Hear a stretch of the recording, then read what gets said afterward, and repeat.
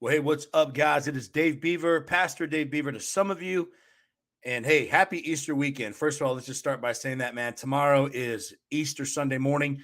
Super excited about that. I personally live like it's Easter every day. As a pastor of 28 years, I don't really push hard into, making like Super Bowl Sunday at the church, Easter Sunday, because I believe that it's Easter every day, right? And I live like it's Easter every day. But tonight, I just want to talk about, I just want to talk about this reality. One of the cool things that I get to do literally almost on a daily basis right now is I get to talk with high level jujitsu people, either high level jujitsu referees, high level jujitsu promoters, high level jujitsu practitioners, academy owners.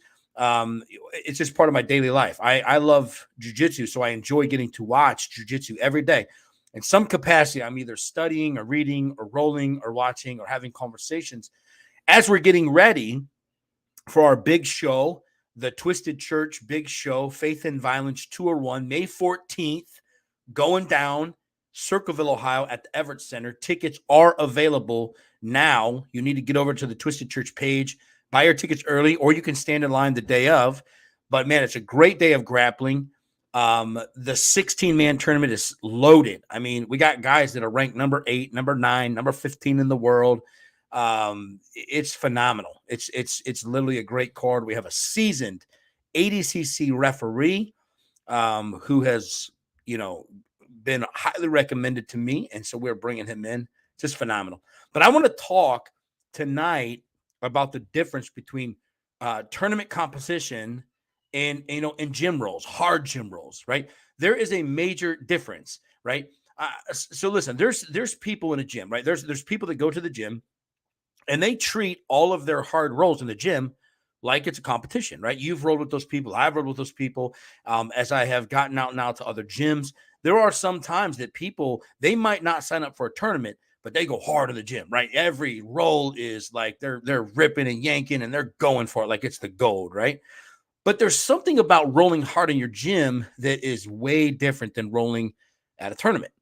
And it's the mindset, it's the psyche, right? When you're in your home gym, when you're in your home academy that you go to, 2, 3, 4, 5 times a week, maybe more, there's this sense of comfort, right? Like the mats, the arena, the people, the place, the position of each individual, their personalities, what they like, what they don't like, right?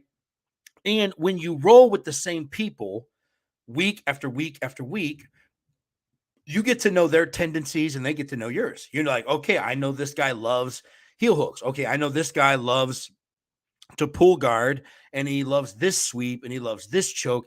And there's this rhythm and there's this familiarity that happens. And it doesn't mean that your rolls aren't hard. Those rolls are hard, right? You have hard rolls in the gym with those guys and those gals, but it's familiar. They know you, you know them. They know that you're going to hit the Uchimata. They know you're going to try to hit the Uchimata.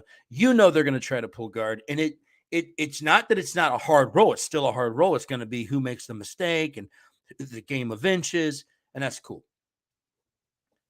But I have seen and I have been around and I have confirmed this with all of my dialogue and conversations. There's a lot of people that are straight studs in the gym, dogs in the gym, killers in the gym. But when they get to the tournament or they sign up for a tournament, it's a different animal. And I think what it comes back to is they haven't prepared their mind in a proper way for what competition jiu-jitsu is like. It's now not the comforts of your home academy. Now it's a neutral turf, neutral surface. It's you don't know who it is. You don't know the person standing across you. You don't know their game plan. You don't know what they're good at. You don't know their personality. You don't know if they're an aggressive wrestler. Are they a guard puller? Do they attack Kimuras from everywhere? Are they a leg locker? You don't know. And there's this different tension that is in your mind. There's this different tension. Now I'm talking science, sports science. There's a different tension that is in the fabric of your muscles, right? All of a sudden, your grips, you can roll for hours in the gym hard and know how to manage your grips, but all of a sudden you get to the tournament or you get to the super fight, and all of a sudden your grips are gone and you're gripping harder and there's more tension in your muscles. and there's more zoned out and kind of that tunnel vision in your mind than there is in the gym. Why? Because now you're in a foreign environment versus a familiar environment. You're rolling with strangers that you know nothing about, and the body and the mind respond to that from a social science standpoint, a psychology standpoint of tension, right? There's more tension in our muscles, more tension in our grips. There's more tension in our mind. It's the reason people have adrenaline dumps. It's the reason people become laser focused on one submission, right? I'm in side control and they will not come off that Kimura or that bread cutter or that choke. There's 10 other things they could do. They could go to Neon Bell. They could go to Mount. They could go north-south. There's so many things they could do, but because it's different in their mind when they're on that mat of competition and the tension in the muscles, the tension in the mind, sometimes adrenaline dump, laser focus occurs, and you get stuck, right? And maybe you lose matches you shouldn't lose. I can tell you, I've been there. I've had just got real emotional. And you just get so like laser focused on just the wrong stuff versus being loosey goosey, a calm mind, calm breathing, loose on your grips, right? A feathering of the gas and the brake, like really grip up when it's time to grip up. But when I'm in a situation where I can kind of relax a little, let my grips rest a little bit, then I can back off the gas, so I'm not here all the whole time, right? And this is why I love the competition class. So the competition class that I'm running at my local academy, it is not teaching technique, right? And I get it. Like there's people out there that will. Here's the thing: if you study and show yourself approved, study and show yourself approved. The thing I love about the competition class is where we're not teaching technique, we are teaching strategy, and we are taxing the body and the mind by simulating real-time competition experiences, whether it is in points dilemmas, position dilemmas, or like today. Today, we did a simulated 5-minute round with a referee, with an out of bounds, with a person you don't normally roll with, and it's go live, submissions, everything, submissions, points, right? And it was awesome because you could see like guys went harder, but it was beneficial to their mind. Why? Because our guys are getting ready. Our guys and gals were getting ready to compete May 14th at the Fuji tournament. And look, the reps, right? Yeah, you're going to play like you practice. Well, if you don't practice being in those environments, then how are you going to go to the environment and really do well? Now, sure, there's some freaks of nature. I can think of 5 or 6 people in my local academy. They just get it, man. They're a different breed. They're just different, right? No emotion. They'll go out, spend less than 5 minutes on the mat the entire tournament. He'll hook everybody, finish everybody, sub, and out. Well, it's not like that for everybody, right? There's a big difference between tournament competition jiu-jitsu and hard rolls in the gym.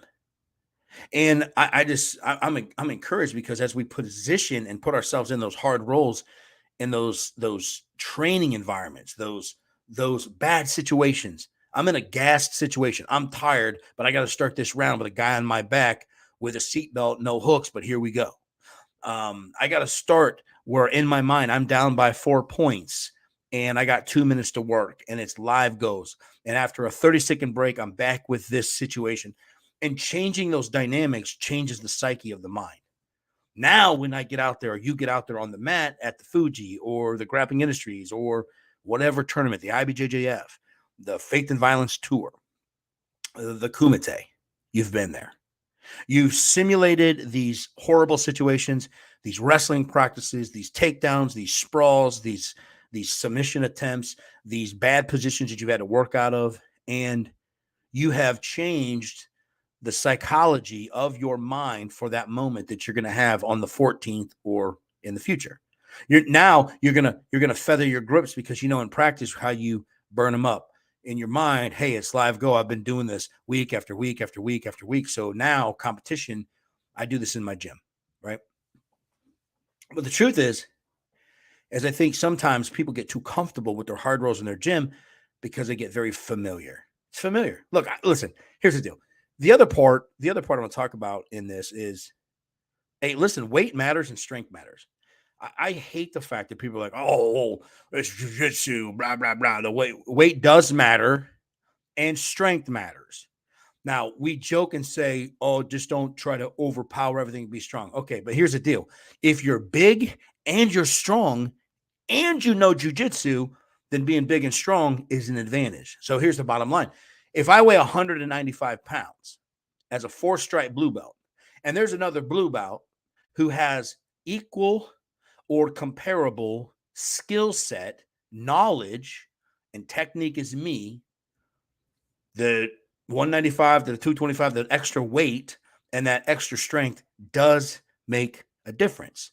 This does, right? Because we have comparable and similar experience, knowledge, and technique. But then you add the weight and the strength. Sometimes, dude, it's just the difference between winning or losing. It's the difference between being submitted or not being submitted. So it's not like, oh, my technique is so superior that I can just blah, blah, blah. Okay, that's cool. But if you take two apples to apples, oranges to oranges, from a knowledge and a technique standpoint, and someone is bigger and stronger, usually the bigger and stronger guy is coming out on top because of the equality of skill. Now, I have seen this a million times. A smaller, less strong guy whoop a dude who's bigger, more athletic, and even physically stronger because they have no skill, right? They didn't have the skill. They don't have the knowledge and they don't have the experience. So competition jiu-jitsu, though, is vastly different, right? You're going to be out there with people that are within the scope of your weight, within the scope of your age, and within the scope of your skill set. But you lose the familiar feel of your local academy. You don't know these people. You don't roll with these people. You're not on your home turf. You're on a neutral site.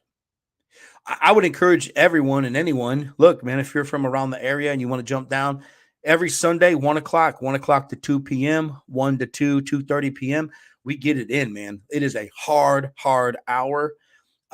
Aggressive wrestling, takedown sprawls, bad positions, bad situations, scoring dilemmas. We get after it. The clock never stops. We never stop when we break. It's as we're switching partners or we're switching dilemmas or circumstances. But we'd love to have you come down and train.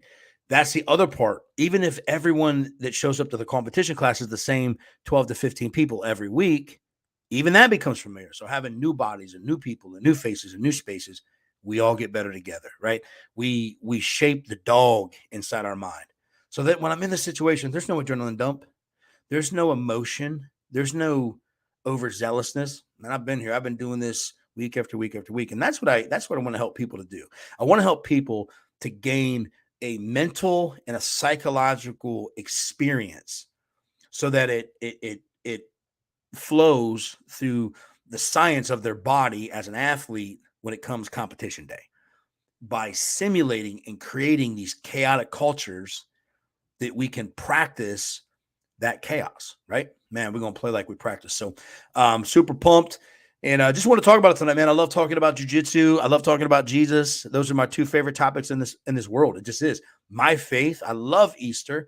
My faith is alive and well, and I love jiu-jitsu. It's such a huge part of my day, daily, part of my focus, part of my peace, and so glad to share the mats with so many great people. Just want to talk about this tonight, man. Kind of a hot topic. There's a huge difference between competition jiu-jitsu and just those hard gym rolls, right? And you know what I'm talking about. You got guys in the gym that are like the world champion of the gym, right? But they don't sign up and go to no tournaments. That's okay. Hobbyist jiu-jitsu is great. Enjoy those hard rolls in the gym. Not everyone has to compete. That's cool. Some people just want to exercise, lose weight. That's cool.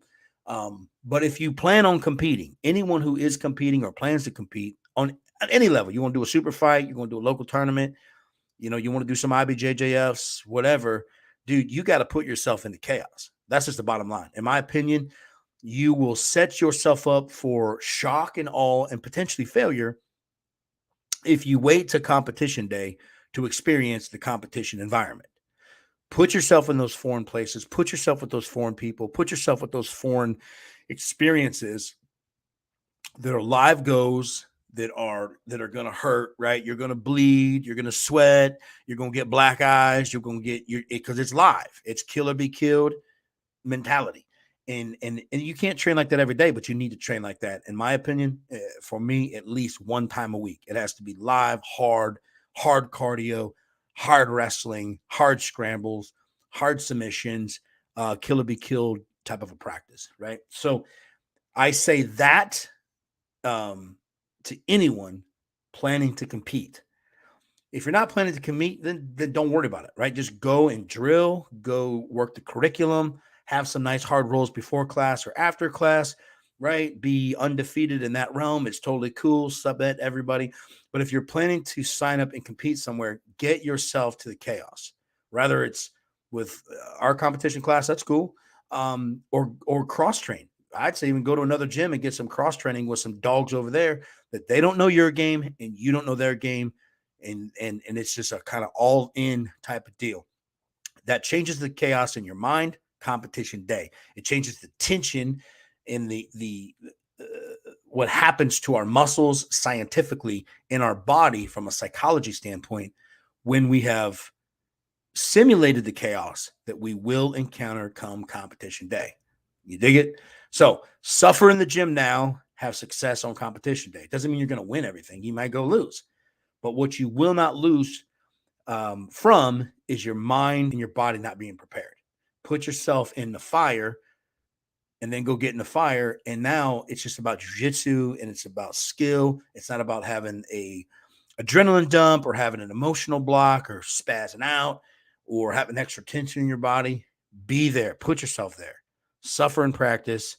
Succeed at the competition. If you don't do that, then when you show up to the competition and you're upset with your results, then it's nobody's fault but our own, right? And I'm talking to people who compete. If you're a hobbyist, if you don't like people looking at you, if you don't want to sign up and be part, cool, don't do that. There's no pressure on that. That's not what I'm saying. So some jerk that's going to be like, oh, you're talking bad about people who don't compete. No, I'm not. Some people shouldn't compete. They don't want to compete. They just like doing jiu-jitsu because they love the gym. They love the sport. They love the art. Cool. Be a hobbyist. It's awesome. This is for people who say, I want to compete. I am going to compete. Cool. Then get yourself ready to compete. Don't go compete and learn a hard lesson that so many people do. Put yourself in the chaos now, and you'll be better when you get to the chaos that day. That's all I'm saying. There's a big difference between tournament competition jiu-jitsu and just local academy hard rolls. There's a difference. And if you've experienced it, you know the difference. I know I learned that the hard way. And then I'm grateful for my professor, Dave Freitag, that gave me a strategy and a laser-focused process for competition, and it changed my game. And it's the reason downstairs, all of those medals from various promotions, that's why they're there. Because I was going after it, getting beat a lot. Then it changed my game, and I started going out with a strategy and tactics and a mindset, and it changed everything. So cool. I want to share that with people because I love jiu-jitsu and I love Jesus. Happy Easter to you. And I'm so thankful that a lot of this dialogue, things that I believe in my head and my heart and my study, there's affirmations from incredible athletes, incredible professors, referees, promoters. I love being part of the jiu-jitsu community, and I'm super excited to bring what we're bringing to town May 14th. Twisted Church, Faith and Violence Tour 1, $25 tickets. Get your tickets. You will never, ever, I promise to God, this is the truth. I'm saying it. You will never, ever, ever be able to see a card this stacked for $25. Ever. It's just the truth. All right, man. We'll see you guys here real soon. Happy Easter.